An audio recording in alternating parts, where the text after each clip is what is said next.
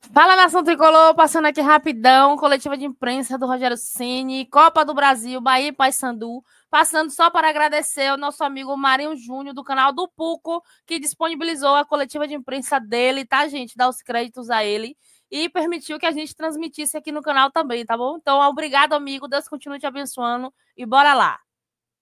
Eu queria que você falasse para a gente a importância dessa classificação na Copa do Brasil e as considerações do jogo de hoje diante do Paysandu. Bom, acho que estava dentro do nosso planejado conseguir passar de fase, mesmo com o jogo do Paysandu sendo pós-jogo Palmeiras, o primeiro, né, quando foi fora de casa, e hoje pós um clássico onde o time, diante das circunstâncias, se desgastou demais, né, e você vê até o próprio Eric, infelizmente a gente perde o Eric no aquecimento hoje, é a parte triste da noite para a gente, perder um jogador por lesão antes mesmo do jogo começar. E eu acho que o time fez um belíssimo jogo, com intensidade, troca de passes rápidos. Eu acho que tudo que nós treinamos ontem com esse time, com exceção da entrada do Santi, que teve que entrar e deslocar o Fred, que ia jogar na esquerda, deslocar o Fred lá para a direita. Mas, fora isso, a gente conseguiu controlar bem o jogo, ter posse, criar boas oportunidades. Com 5 minutos, poderia ter feito 2-0 no jogo. Eu acho que é assim, cada chance que a gente tem, temos que mostrar a nossa expressão do trabalho, ele é dentro dos 90 minutos. Então, deu oportunidade, nós temos que jogar em função do triunfo contra o adversário. Boa noite, Rogério. Você citou a questão do Eric, da contusão, que acabou tirando ele da partida. E aí eu queria ver se Jean Lucas e Kaique, atuando pelo lado direito, Jean Lucas, inclusive, já era uma intenção sua ou ela aconteceu em função da saída do Eric e os dois para dobrar o lado direito? Não é uma intenção. O Kaique jogando pela direita, para mim, é o mais padrão. Eu precisava de alguém aberto, ele foi o jogador escolhido para fazer a que dá amplitude pelo lado de lá. O Jean não. O Jean não gosta muito de jogar naquela posição, mas para eu ter a construção com o Nestor, eu prefiro ter a construção com o Nestor, já que o Nico não é como o Caio, o Nestor dava um auxílio grande para ele. E aí o Jean hoje fez essa função um pouco diferente do que o padrão e atrapalha bastante ele, porque ele protege muito com a perna direita, né? E a perna direita está sempre, a esquerda está sempre entre o gol, entre o adversário e a bola. Quando ele está do outro lado, inviabiliza um pouco o jogo para ele. Eu sei da dificuldade. Depois das substituições, aí ele veio para o lado normal, o Nestor faz os dois lados, gosta de jogar dos dois lados, aí ficou melhor. Mas do que nós tínhamos hoje, da montagem do time, era o que era possível fazer. Então hoje ele se esforçou mais do que o normal para mim, fazendo uma função que não é a principal dele, mas eu prefiro, para construir na linha de baixo, para trocar passe, o Nestor faz isso melhor. E o Jean ataca mais espaço, um jogador de mais força, de mais chegada. Boa noite, professor. Perdeu o Eric, o Jean foi expulso, não enfrenta o Grêmio. Nas mudanças hoje, em algum momento o senhor pensou em poupar o Nico, porque acredito que ele vai ser mais utilizado lá contra o Grêmio, né? Talvez não. Estou escalando seu time, não. Não sei. Eu não sei realmente como nós vamos fazer ainda contra o Grêmio, mas tinha o Nestor, tinha o Nico e tinha o Michel. São jogadores em tese que podem fazer essa função que o Jean Lucas faz, né? Então nós ainda não definimos isso, está muito cedo para isso, né?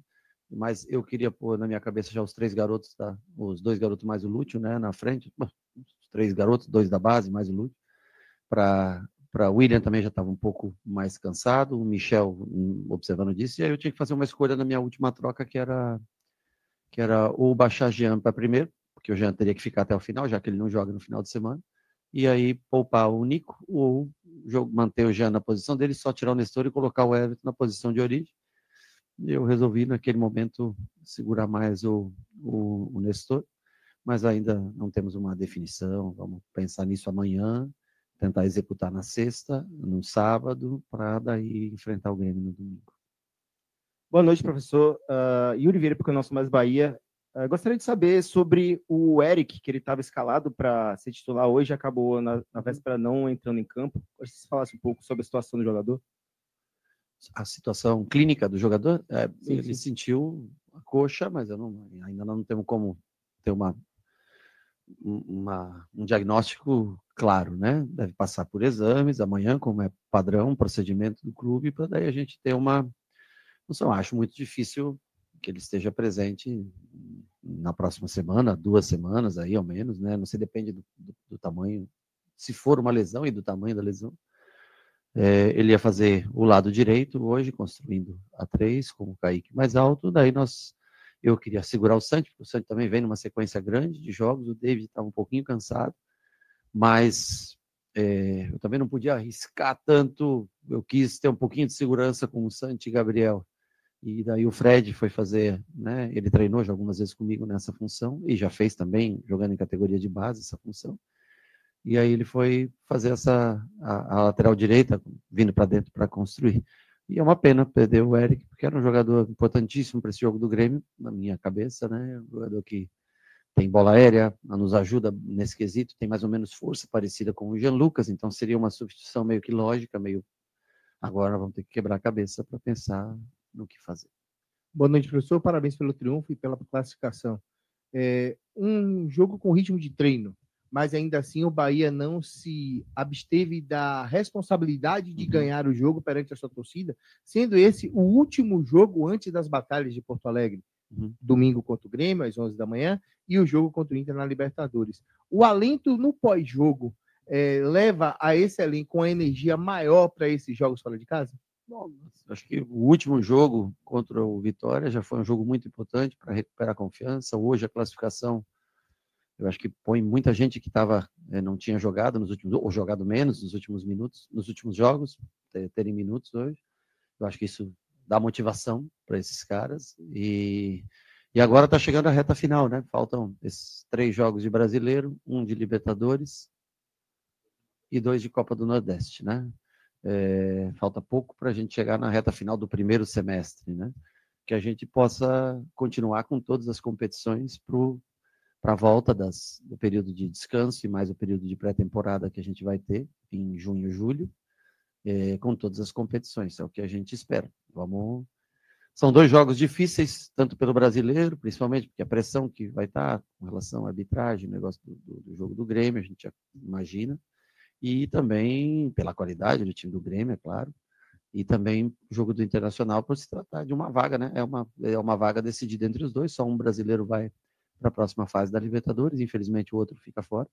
Então serão 2 jogos. E além do que, não sei como é que anda a tentativa de alteração do jogo do São Paulo, que seria muito importante para a gente tentar tirar esse jogo do sábado, porque seria desumano para a gente ter que viajar 2 jogos fora de casa e tudo no espaçamento de 68, 70 horas, e voltar mais um jogo diante da sequência que a gente vem desde janeiro até aqui. Então, a gente tenha um pouquinho mais, um dia mais, 2 que a gente possa descansar já seria fundamental. E vamos agora se preparar para esses 2 jogos, como você falou, 2 jogos em Porto Alegre, um pelo Brasileiro, outro que pode nos dar a classificação para a Copa Libertadores. Boa noite, Rogério Ceni. O time hoje, salvo engano, fechou a partida com 5 jogadores que vieram da divisão de base, né? E eu acho que isso é importante para o crescimento desses garotos. E o quanto isso, na sua leitura, é importante para que eles possam encarar partidas tão difíceis que vão acontecer, principalmente essa da Libertadores, que vem aí, né? E sabendo que o Bahia não se acomodou com o resultado lá e foi buscar um time proativo e foi buscar aqui essa goleada que fez por merecer, porque foi um time que buscou mais, que foi mais ativo dentro de campo. Eu acho que foi importante ver Juan Pablo, ver Thiago, Fred jogar o jogo inteiro, Cauã entrar 45 minutos, o Gabriel acho que é o 5º jogador, se não me engano, formado na base, né? Eu acho que é importante para eles ganharem experiência, amadurecimento, ver que o jogo às vezes é diferente, um jogo no sub-17, no sub-20 para um jogo contra profissionais. Eu acho que isso tem um peso na hora de você arriscar um drible, de arriscar uma grande jogada, e vão adquirindo experiência. Não são todos os jogos, nós também temos outros jogadores, né, que estão voltando. Esperamos que o Arias, Ademir, quem é outro? Rezende, também possam voltar logo, claro. Mas, enquanto isso, hoje eles estavam no banco, conseguiram entrar, ter, sei lá, 20, 30, 35 minutos, eu não lembro exatamente quanto, e mostrar para o torcedor para que eles conheçam eles também. Eu acho que o futuro, eu sempre falo, que o futuro daqui, pode ser que não seja esse ano, não seja o próximo, mas ter 30%, 40% de jogadores da base no profissional. Você tem um grande time com jogadores experientes e que vão amadurecendo até aqui, como você pega um Caio, um Jean Lucas, que vieram relativamente jovens para cá, né? para chegar no seu auge e esses caras possam sendo introduzidos com o passar do tempo. É de vital importância que a base esteja cada vez mais fortalecida e, principalmente quando começa o ano, o Campeonato Baiano, o Copa do Nordeste, possa ajudar bastante para a gente selecionar aqueles que já estão prontos e dar seguimento a cada ano que passa. Boa noite, Rogério. A substituição que você fez com relação ao Everton Ribeiro entrar já no fim do jogo, para ele continuar a ter esse ritmo de jogo, eu faço até a pergunta, porque você tinha também Cauli, poderia ter feito essa... Ou foi uma situação de posicionamento e você entender que tinha que fazer realmente a substituição? Na verdade, se eu colocasse o Cauli, você ia perguntar o contrário. Nessa entrada do Cauli, talvez por aqui o Everton Ribeiro estava assim, não foi. Eu acho que o jogo não tinha uma necessidade. Eu achei que o Nestor estava cansado. Eu tinha uma peça para trocar ainda, 15 minutos a mais que eu desse de refresco com o jogador, evitar lesão. Eu conversei com o Everton, ele disse que estava bem, queria entrar, queria jogar, distribuiu o jogo ali, só fez uma movimentação. Foi importante, se eu pudesse até trocar mais um, eu teria tirado o Nico, se tivesse mais uma troca, para botar um Caio para jogar 15, 20 minutinhos. Acho que seria importante, diante das circunstâncias que o jogo se apresentava, decidido já na parte final. Rogério, boa noite. Vitor Batista, Diário Esportes. Parabéns pelo triunfo e classificação. Queria que você falasse especificamente do Rodrigo Nestor, que é um jogador que vem sendo bastante cobrado, vinha sendo, né? Pela torcida, pela expectativa em cima dele, pela qualidade que todo mundo espera dele. E hoje, como a gente fala aqui na Bahia, ele fez o gol e tirou a zica, né? Primeiro gol. Queria que você falasse da importância disso e desse jogador para o elenco. Olha, eu acho o Rodrigo Nestor um jogador extremamente técnico. Quando ele baixa para ajudar a armação, ele tem muita influência no jogo. Realmente, ele ainda não mostrou o que eu conheço dele, o que eu vi na época que trabalhei com ele no São Paulo. Eu espero que ele consiga desenvolver, consiga ganhar a confiança e que ele sabe jogar futebol e a confiança do torcedor. Para isso ele vai ter que trabalhar. Assim, eu respondo mais ou menos a pergunta do Nestor, como eu respondi na última coletiva aqui, quando têm as oportunidades, mostrar para que revertam esse quadro, que às vezes é de desconfiança do torcedor, porque eu acho que os dois podem render mais do que eles renderam até agora, mas importantíssimo, ele fez um bom jogo, fez um gol, Michel fez outro gol, né, também, 2 jogos, 2 gols, é importante para ganhar confiança, para reverter esse quadro que às vezes o torcedor fica, né, por eles não estarem rendendo o que o torcedor espera, acho que é normal. Boa noite, Rogério, parabéns pelo triunfo. Essa semana pipocou muitas informações sobre o principal objetivo, né, prioridade da diretoria do clube era a sua renovação. Eu gostaria de fazer uma viagem no tempo, para setembro de 2023, quando na sua apresentação você falou uma frase que viralizou bastante, que era o Bahia talvez fosse o melhor clube para se trabalhar no Brasil naquele momento. E perguntei de surpresa pelo contexto naquela época do Bahia, brigando para não cair, um clube em crise técnica dentro de campo. E 20 meses e 118 jogos depois, eu gostaria de saber se você mantém a minha opinião e, além disso, se você tivesse a oportunidade, o que você acrescentaria para aquela fala daquele Rogério Ceni de setembro? Se eu tivesse oportunidade, eu não entendi a palavra. Acrescentaria? Primeiro que continuo com o modo de ver. Eu acho o Bahia um case de sucesso, porque um time que infelizmente estava em baixa nos últimos anos e que vem subindo cada vez mais, vem crescendo, para você ter uma ideia, volta a jogar uma Libertadores depois de muitos anos, né? Acho que o que eu vejo do futebol, eu não nasci para trabalhar, eu tenho que trabalhar em clube grande.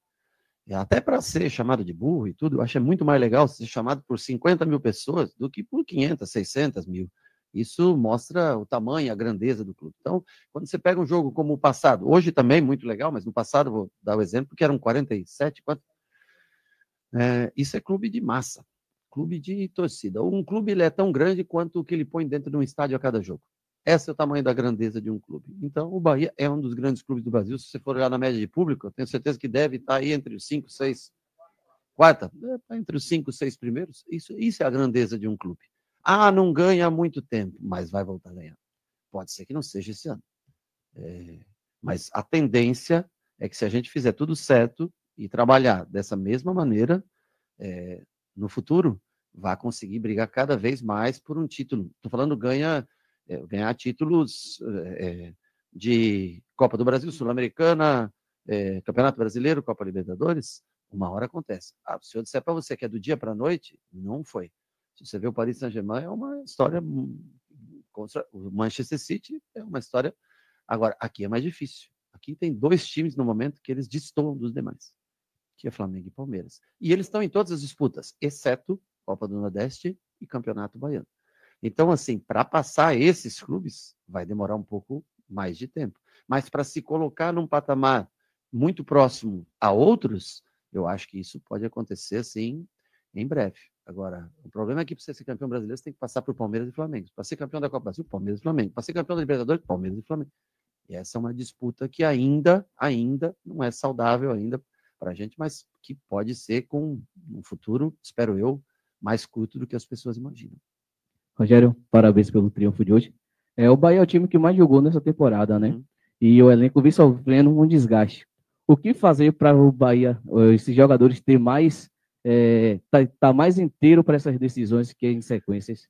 Eu acho que o que nós fizemos hoje, por exemplo, é um exemplo do que a gente pode tentar fazer. Muitos podem dizer, não, mas é muito arriscado jogar uma Copa do Brasil tirando os 11 que jogaram, 11 não, 10, porque o Marcos Felipe joga, né?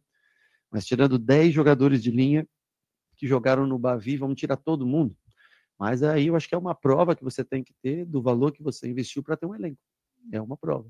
Então, o Paysandu é um time que está na Série B, mas ontem nós tivemos aí, eu assisti, né? O CSA, que está numa Série C, jogando, se defendendo muito bem contra o Grêmio, né? Praticamente quase só se defendeu, contra-atacou, mas esteve lá. O Retrô, alguém me falou que o Retrô empatou com o Fortaleza e ganhou nos pênaltis, se eu não me engano. O Operário chegou nos pênaltis com o Vasco. Quer dizer, o futebol brasileiro, hoje em dia, cara, é muito parelho, um time da Série B, Série C, Série A, às vezes um jogo bem encaixado que você faz, por isso que a Copa do Brasil tem toda essa, né, diferente do Campeonato Brasileiro, que é longo prazo, em 38 é difícil você se manter. Na Copa do Brasil, em 2 jogos, às vezes você consegue. Então, o que nós fizemos hoje é justamente para tentar preservar e ter esse time, tentar não sofrer mais lesões daqui até o dia 12, né, que é o último jogo, até o dia 12 de junho, e aí conseguir novamente ter um descanso de 2 semanas e mais 2 semanas para preparar o time para a segunda parte do ano. É o que nós temos tentado fazer em conjunto com fisiologia, do que a gente conhece do jogador, vendo no campo, por isso que me apertou o coração, tem que botar o Santi para jogar. Mas eu achei que era mais seguro fazer isso, e no segundo tempo, o jogo conseguimos fazer o placar no primeiro, aí põe Cauã, tira Santi, preservamos ele para o jogo do final de semana. E assim a gente tenta caminhar em conjunto aqui dentro. Boa noite.